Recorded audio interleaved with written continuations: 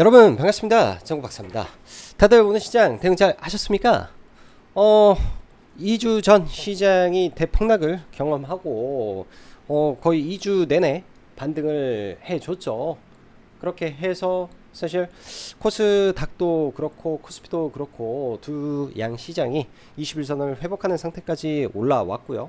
글로벌 증시도 상당히 강한 반등을 보여줬고, 특히 이제 미국 같은 경우는 다우와 S&P 500은 여기서 뭐 2, 3%만 올라가면 직전 고점까지 올라가는 수준이기 때문에 사실상 이번 하락에 특별한 데미지를 입지 않았다라고 볼 수 있습니다. 일본도 사실 어찌 보면 글로벌 전체에 엔케리 청산이라는 굉장한 우려감을, 일본의 BOJ의 금리 인상으로 인해서 수급적인 이 불확실성을 만들어낸 원인 제공 국가임에도 불구하고 사실 2주간 그 하락폭을 전부 다 메운 반등이 나와줬는데요.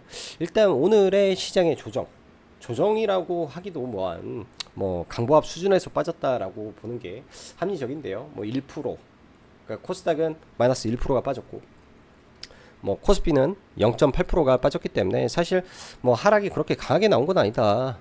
그냥 이번에 반등한 폭에 대해서 거의 조정이 없었다라고 저는 사실 해석이 됩니다. 그만큼 이번에 이 2주간 지수가 반등한 폭이 거의 15% 가까이 올라왔기 때문에 뭐 여기서 뭐 5%를 빼든 4% 빼든 뭐 3%를 빼든 전혀 이상하지 않아 보이는 구간에서 나온 자연적인 조정이 이루어진 거라고 생각을 합니다. 지금 시장에서 우리가 뭐 주목해서 볼 부분은요, 어차피 지수는 단기간에 바로 뭐 신고가로 치고 갈 수 없기 때문에 현재 상황에서는 지난 주말에도 말씀드렸다시피 중립적인 관점에서 모든 것을 원점으로 내려놓고 시장 대비 강한 섹터가 어디인지, 그리고 성장성이 남아있는 섹터가 무엇인지, 그리고 하반기 그리고 내년까지 좋을 수 있는 실적 모멘텀을 가지고 있는 기업들이 어떤 것인지에 대한 포커스를 맞추면서 그런 종목군들을 조금 기다리면서 좀 여유롭게 시장을 바라보는 게 좋을 것 같다라는 생각을 합니다. 그거는 아주 간단하게 말해서 단기간에 올라온 폭이 너무 커요. 모든 종목군들이 너무 큰데 여기에서 이러한 종목군들이 더 올라가서 뭐 2배 가까이 수익이 난다, 50%가 올라간다, 이거는 굉장히 큰 욕심이다. 저는 그렇게 생각을 합니다. 그래서 시장이 약간 이 급반등에 대한 조금 시장을 좀 식히는 그런 과정이 뭐 길면 1, 2주도 나올 수 있는 거고요. 그 중간중간에 하락의 폭이 크면 짧게 나올 수도 있는 거지 않을까라고 생각을 합니다. 대신 지난번 시장의 급락은 명백하게 이 수급적 이벤트에 의한 폭락이었다라고 보기 때문에 그렇게까지 다시는 빼지는 않을 것이고, 빠지더라도 시간을 두고 빠지는 모습을 보이지 않겠느냐. 그리고 그 중간중간에는 뭔가의 시황의 변화가 분명히 있겠죠. 지금은 잭슨홀 미팅도 있고, 그 다음에 연준의 FOMC 회의록 발표도 해야 되고, 또 다음 주에는 엔비디아 실적 발표도 우리가 확인을 해야 되기 때문에 이러한 불확실성들이 존재하는 구간이라 지수가 폭등하기도 어렵고요, 폭락하기도 어려운 자리다, 이렇게 생각을 하고 보면 좋을 것 같습니다. 자, 시장은 아주 자연스러운 조정을 보이고 있습니다. 장중 환율 급변동은 어쩔 수 없는 23일 이 잭슨 홀 미팅에 의한 이벤트에 따른 현상이라고 보여지고요.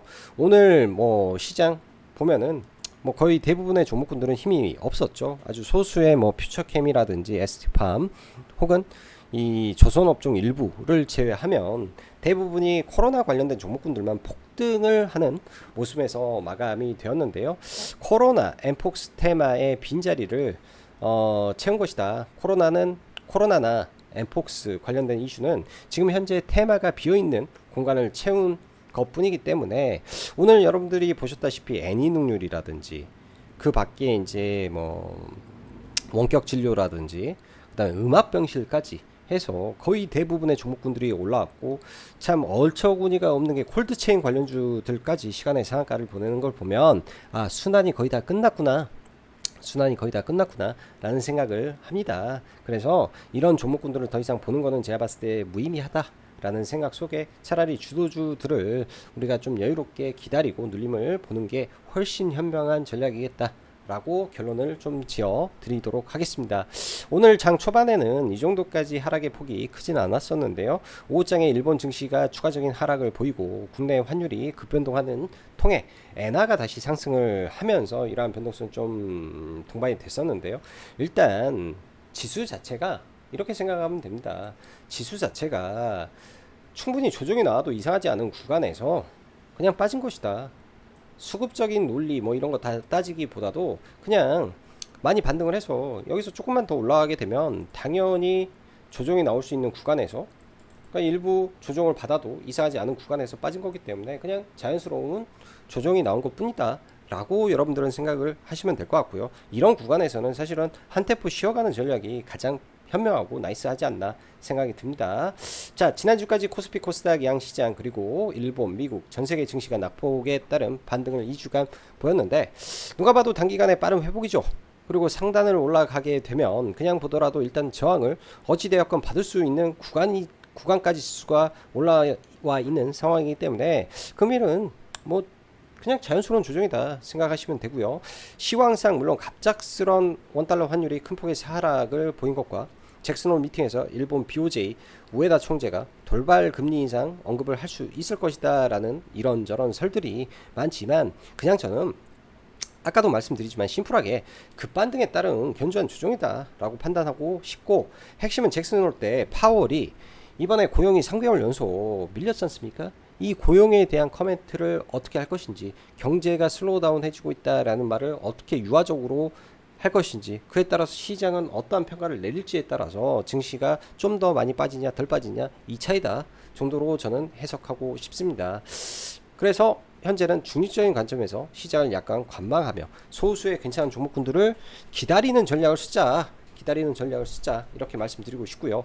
시장 지수가 애매한 구간에 위치해 있고 수급도 강하게 들어오지 못하는 상황 속 주말 내내 뭐 엠폭스 관련된 이슈가 굉장히 많았습니다. 아무래도 WHO에서 이 비상 사태를 사실 한참 됐습니다. 광복절 전 8월 13일 밤에, 8월 13일인가 14일 13일 밤이죠. 그때 이제 선포를 해 놓고 14일이었던 것 같은데 선포를 한 부분이 지금까지도 좀 이어지면서 오늘은 뭐 엠폭스를 막지 못하면 전 세계가 위험해질 수 있을 것이다 라는 이 뉴스, 그 다음에 코로나 확진자가 주간 8월 말에 최고점을 찍을 텐데 주간 단위로 35만 명을 상회할 것이다 라는 내용이 좀 나오면서 시장에서는 좀 공포감을 조성하고, 이런 게 SNS를 타고 계속 확대 재생산되면서 이런 부분들이 현재 시장의 테마가 많이 비어 있지 않습니까?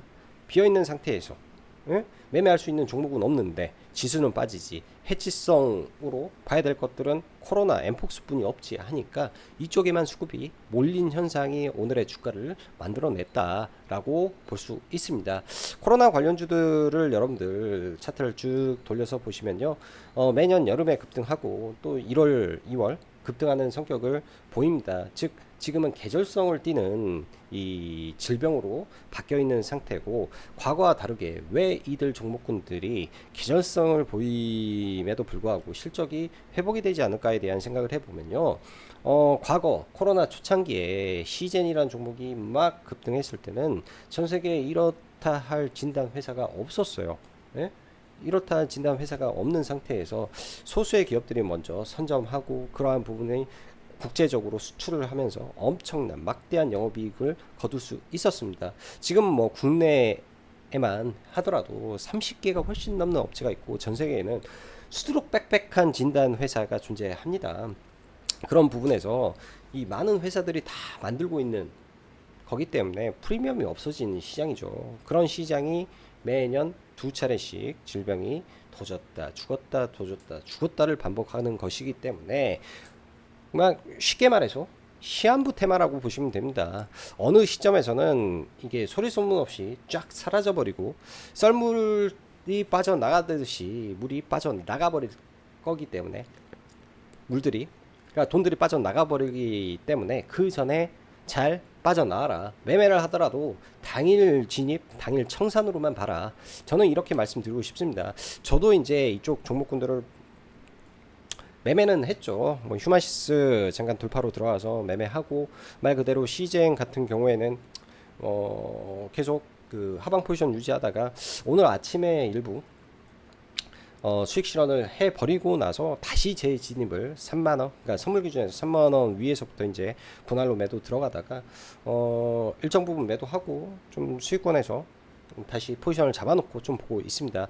그만큼 이쪽 테마는 제가 보기에는 시한부 테마이기 때문에 주의해야 된다라고 보여주고요. 왜 이런 현상이 있었을까에 대한 고민을 많이 해보시면 좋죠. 왜 이런 현상이 있었을까에 대한 고민들을 많이 해보시면 좋습니다.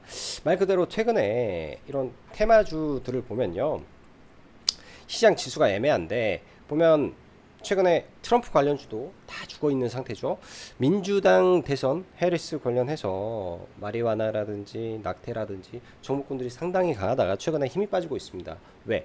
민주당 그 전당대회가 이번 주에 있는데, 전당대회가 끝나게 되면 또 단기 기대감에 올랐던 종목군들이 쭉 밀릴 수 있기 때문에 최고 하이라이트 구간에서 일단은 빠져나오는 거죠. 뭐든지 결과를 까보기 싫은 이러한 심리가 남아있고, 주식이라는 거는 기대감을 선반영해서 올라가기 때문에 이런 부분에서 그런 종목군들이 다 빠졌고, 이란 이스라엘 관련해서도 이제는 뉴스가 많이 없지 않습니까? 그래서 이 모든 테마의 빈자리가 오늘 코로나 엠폭스에 집중이 되었다. 그리고 전기차 화재 이슈도 약간의 시소 흐름을 타고 있는데요, 뭐 추후에 어떻게 될지 좀 계속 체크는 하고 봐야 될 것 같습니다. 코로나도 뭐 8월 말에 정점을 찍는다니까, 일단 정점을 찍는 구간에서 대량의 차익 매물이 나오고, 그 이후에 뭐 여기에서 35만 명 수준이라고 하는데 이를 넘고, 뭐 과거에 60만 명 이랬거든요. 60만 명대, 작년에가 40만 명이었던 것 같은데, 주간 작년 8월에 40만 명대 뭐 이랬던 것 같은데, 이거를 뛰어넘는 뭐 60만, 50만 뭐 이렇게 나온다면야, 그리고 중증 환자가 늘어나고 사망자가 폭증하고 뭐 그런 일이 발생하지는 않아야 되지만, 이런 게 생긴다면야 또 모르겠지만은, 그렇지 않다면 제가 볼 때는 조심해야 된다. 이제는 조심해야 된다. 늦었다 라고 저는 생각을 하고 싶습니다. 반도체 기준에서 SK 하이닉스 하나 정도만 보면서 시세가 쭉 나와버리면 다시는 안 볼 것 같고요. 시세가 아직 충분히 나오지 않은 상태에서 뭐 17만원 18만원대까지 밀려준다면 한 번 정도 봐볼 생각이고요. 시장을 보면 여전히 조선, 제약바이오, 방산 쪽은 견조한 모습을 보이고 있습니다. 그리고 화장품, 전력인프라 등은 종목별 편차는 있지만 엄청나게 뭐 수급이 좋다라는 느낌이 잘 들지는 않고 있다라고 생각이 들고요. 그렇다면 지금 시장 조정에 기회가 될 쪽은 위에 언급한 세 가지 섹터에서 우리가 기회를 찾아봐야 된다라고 보여지고요. 배터리 화재 이슈라든지 이런 거는 9월 달에 이제 정부에서 뭐 대대적인 뭔가를 발표한다라고 하니까 그냥 죽지는 않을 것 같고, 전고체 쪽이 좀 눌려주는지 좀 체크만 해볼 것 같습니다. 대한고래 프로젝트 관련해서 내일 정부에서 이 국회에서죠, 시추 관련된 정책 토론이 있는데, 내일은 그냥 패스하고 다시 조정을 볼 때 9월에 있을 안덕근 장관 주재 하에 2차 전략회의가 진행이 되는데요.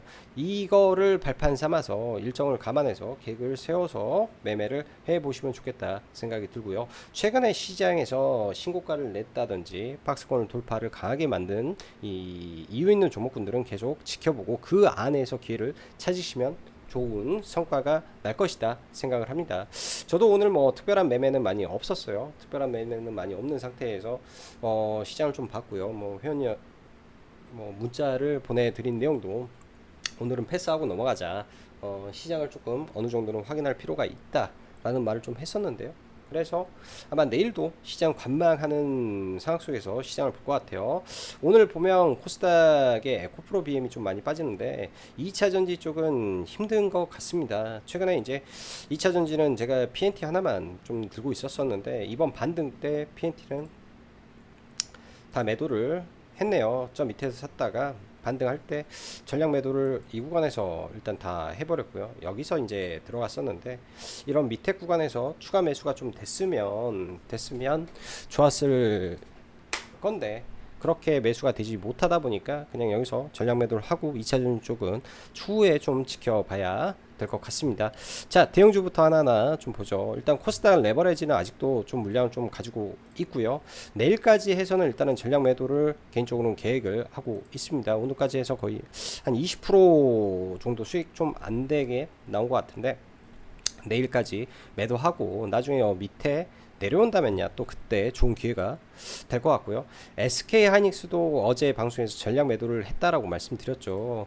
뭐 구간으로는 어느 자리가 될지는 좀 지켜봐야 되겠지만은, 대형주는 보통 11선까지 눌리는 경우도 많아요. 지금 11선이 올라오고 있습니다. 예? 여기서 이제 방향을 바꿨죠. 올라오고 있기 때문에 21선을 살짝 하회하고 뭐 3분봉 조정이 나온다든지 했을 때 SK 하이닉스를 다시 한번 매수 관점에서 좀 봐볼 것 같고, 삼성전자 같은 경우에는 상대적으로 약하죠. 얘도 11선 근처에서 한번 지켜봐야 될 것 같습니다. 사실 이번에 반도체 종목군들 보면 PSK 홀딩스라든지 HBM 관련된 종목군들만 바닥권에서 상승의 폭이 굉장히 컸습니다. 기본적으로 30% 이상씩 반등이 나왔는데, 그 외 반도체 종목군들의 상승의 폭은 상대적으로 적었다라는 거를 보면은, 여전히 HBM 위주로 종목군들이 많이 빠지게 되면 봐야 된다. 가장 상승률이 높았던 종목군들 위주에서 본다면 좋은 성과가 있을 것이다. 그게 이제 이수페타시스, PSK 홀딩스, 한미반도체, 그 다음 뭐 SK 하이닉스 정도가 되겠죠. 실적도 잘 나오고 뭐 의미 있는 구간에서 지지받고 올라오는 힘도 좋았기 때문에, 추후에 만약에 반도체를 본다면은 이 정도 종목에서만 보는 게 합리적이다 생각이 듭니다. 에코프로 BM이 지금 상태가 심각해요, 제가 볼 때는. 그래서 2차전지는 적어도 이 대장주가 어느 정도 회복이 되는 흐름을 좀 보여줘야 될 것 같은데, 최근에는 여러 가지 노이즈가 너무 많습니다. 그래서 저점을 예단하기가 좀 쉽지가 않을 것 같고, 지금 구간이 저점 매수할 구간이다 라고 보이기도 쉽지가 않은 것 같아요. 그래서 조금 관망을 좀 더 해보는 게 좋을 것 같다 싶고요. 반대로 알테오젠을 보면 상당히 고점 구간에서 잘 버티고 있습니다. 일단 알테오젠이 깨지지만 않는다면 제약바이오 전체적으로는 시세가 돌아가면서 계속 나오는 모습을 좀 보여줄 거로 예상을 하는데요. 일단 1차적으로 알테오젠도 플랫폼이죠. 리가캠도 플랫폼 바이오고, 오늘 신고가 또 경신하는 모습을 보이는데, 이런 종목군들 뭐 시장이 뭐 어떠한 이유에 의해서 빠졌을 때, 그때 이제 좋은 자리를 찾아보면 되겠다. 지금 구간에서 급하게 따라갈 필요는 없다. 기다려라 말씀드리고 싶습니다. 그리고 바이넥스 생물보안법이죠. 얘도 오늘 신고가를 만들어냈는데요. 걔도 박스권에서 계속 뭐 움직임을 볼 것 같아요. 2만원 밑에 내려오면 또 매수세가 들어올 것 같고요. ST팜도 이번에 떨어질 때 사실 추가로 잡았던 종목 중에 하나인데, 뭐 이때 잡고 저 밑바닥에서 잡아서 뭐 분할로 3번에 나눠 가지고 오늘 뭐 전량 일단은 뭐 회원님들하고 매도를 다 했는데요. 나중에 이 종목도 박스권 흐름을 저는 볼 거라고 생각을 합니다. 사실 이때 들어갈 때도 이 종목은 박스권 트레이딩으로 보고 들어갔는데, 시장에 예상치 못한 급락이 나와서 이런 모습을 좀 보였는데요. 큰 틀에서 박스권을 유지하고 있기 때문에 떨어지더라도 제가 볼 때는 이런 범주 내에서 다시 한번 박스권이 형성될 가능성이 높다. 그러면 내려올 때를 기다려보자 라고 말씀드리겠습니다. 오늘 펩트론이 급락을 하면서 사실 여타 바이오에 충격을 주지 않을까 라는 생각을 했는데요. 다행스럽게도 그런 거는 좀 없었던 것 같고, 3천당 제약이 좀 많이 밀리는 모습 좀 보이네요. 딱 이 정도 선이고, 퓨처캠은 매우 사고 싶어요. 퓨처캠은 매우 사고 싶은 종목인데요. 내일장에 만약에 좀 밀려준다면 2만원 전후로 해서 관심있게 좀 보고 있다, 이렇게 보시면 될 것 같습니다. 그 밖에도 뭐 IMBDX라든지 그 다음에 바이오다인이라든지 좋은 종목군들이 널렸는데, 구간이 중요한 것 같아요. 지금은 어떻게 싸게 살 수 있냐, 뭐 이런 거를 포커스를 가지고 최대한 싸게 사기 위한 노력을 해 보십시오. 저도 최대한 뭐 회원님들하고 살 때 최대한 싼 가격에 살려고 눈을 부릅뜨고 종목을 보고 있다 라는 점을 아시면 좋을 것 같고, 그런 의미에서 라이브 방송 가입 진행하고 있고요. 지금은 채팅을 막아놔서 단방향으로 진행을 하고 있는데, 매수는 문자로 진행을 하니 참고하시면 될 것 같고요. 자, CS 윈드가 바닥권에서 대량 거래를 동반해서 강한 상승이 나왔습니다. 일단은 강한 상승이 나온 건 좋아요. 그리고 호실적도 좋습니다. 근데 얘도 바닥권에서 반등의 폭이 단기간에 거의 50%가 올라왔기 때문에 이에 따른 뭐 3분의 1 정도 조정이 나올 수도 있는 거죠. 그러면 뭐 11선이라든지 21선 근처에서 일단 기다려보는 전략으로 볼 생각이고, 현대로템도 마찬가지 관점에서 단기간에 반등의 폭이 매우 큽니다. 시총 상위 종목군들이 이렇게 반등을 하면 필연적으로 조정을 동반하게 되어 있는데요. 떨어지면 이 근처에서 매수 관점에서 봐야 되는 종목 중에 하나가 되는 거고요. 카페24도 지금 이 투신 쪽에서 굉장히 관리를 하고 있는 종목이다라고 보여지는데요. 이런 종목군들 5일선이나 11선 근처 눌림에서 보는 전략으로 좀 러프하게 생각하고 좀 봐야 될 것 같습니다. 자, 오늘 보면 시젠이라든지 종목군들 굉장한 폭등이 좀 나왔죠. 일단 보면 월봉 기준에서 보면 이런 자리들이 강력한 저항 구간이 좀 있는 구간까지 올라오고 저항을 받은 거죠. 여기 이 자리가 강력한 저항이 있는 구간들이잖아요. 월봉에서 이때 코로나 때 의미 있게 돌파를 시켰고, 이 돌파를 했던 지점에서 지지를 받고 이 지지가 깨졌던 자리가 36,000원입니다. 36,000원. 그리고 여기에서 윗꼬리를 단 자리가 이 자리죠. 그럼 이 자리가 이 종목에는 굉장히 큰 저항대 역할을 하는 자리다. 근데 이 자리가 깨졌을 때부터는 이 종목의 실적도 같이 깨져 있는 상태에서 지금 바닥에서 반등이 나온 건데, 올라가더라도 뭔가 이제 시황상 변화가 있어야 되는데 그게 아닌 코로나로만 올라간다 라는 거는 조금 어렵지 않을까 라는 생각을 합니다. 물론 주가가 많이 내렸고 뭐 장기간에 걸쳐서 하락도 했기 때문에 그에 따라 반등이 강할 수도 있겠지만은, 사실 회사의 내용 자체가 변한 게 아니기 때문에 코로나로 간다 라는 거는 조금 주의가 필요할 것 같습니다. 혹은 여기에서 좀 조정을 받고 뭔가의 그 변화가 있으면은 또 모를까, 그냥 단순하게 코로나로만 간다, 테마로 봐야 되는 게 맞을 것 같아요. 코로나로 간다, 테마로 가는 게 맞을 것 같다 생각이 듭니다. SD 바이오 센서도 마찬가지죠. 오늘 바이오 센서라든지 전부 다 마찬가지 관점이고요. 인성 정보는 금요일 날 뭐 눌림의 종배 차원에서 좀 들어갔었는데, 아침에 좀 약세 출발 이후에 그렇게 크게 강한 흐름을 보이지 않아서 어제 고점 구간에다가 그냥 매도를 하고 마무리를 졌네요. 그래서 아침에 짧게 뭐 1.5% 정도 수익으로 그냥 매도해 버리고 말았던 종목이고요. 그 밖에 이제 휴마시스 돌파하는 거 확인하고 일부 들어가서 뭐 한 1, 2% 짧게 먹고 매매한 게 전부였던 것 같습니다. 나머지는 전부 다 기다리면서 종목군들 흐름을 좀 체크해보고 눌림에서 종목을 보는 전략으로 이번 주는 시장 체크하고 볼 것 같네요. 자, 오늘도 영상 시청해 주셔서 감사하고 여기까지 짱구 박사였습니다. 감사합니다.